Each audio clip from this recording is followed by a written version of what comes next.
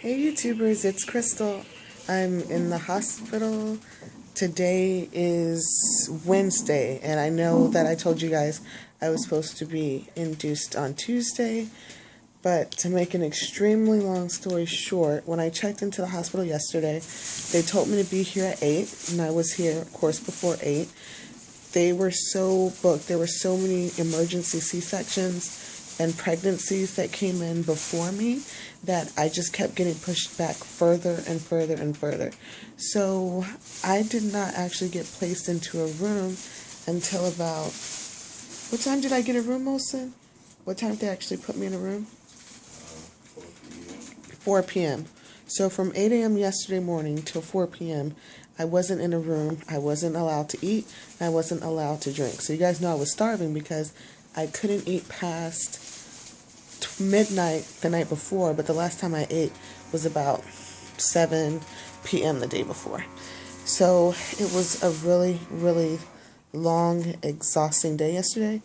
And then when I got into the room, everything seems like such a blur. I had so much done. I was having contractions on my own, but then they gave me the Pitocin to increase my contractions, and that worked really well. I held out as long as I could before getting the epidural.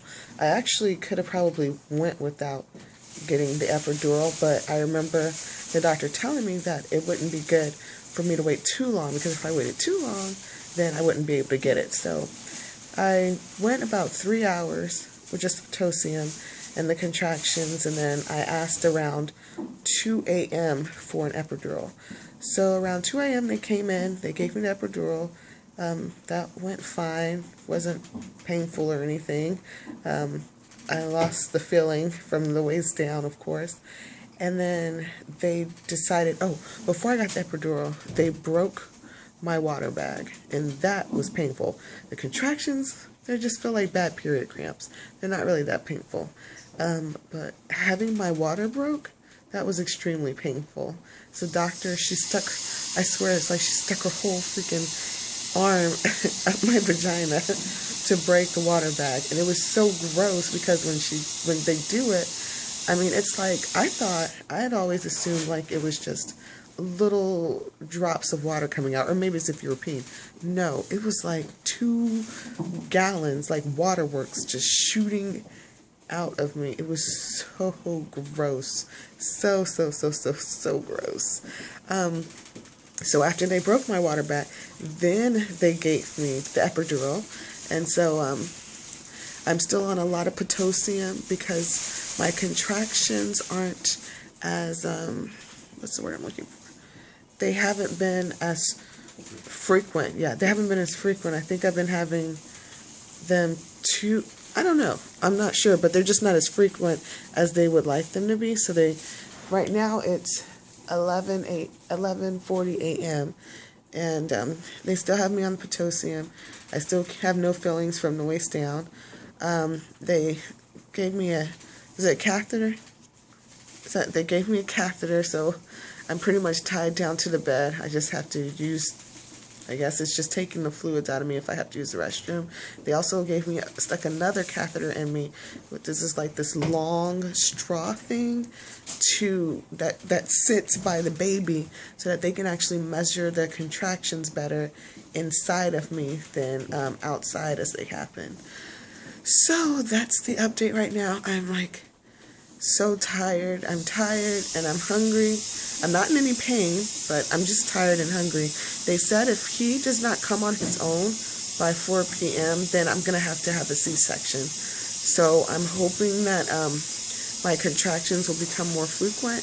Oh, and as of right now, I've only dilated 3 centimeters, which, I mean, it's progress because when I first came in yesterday, I had not dilated at all.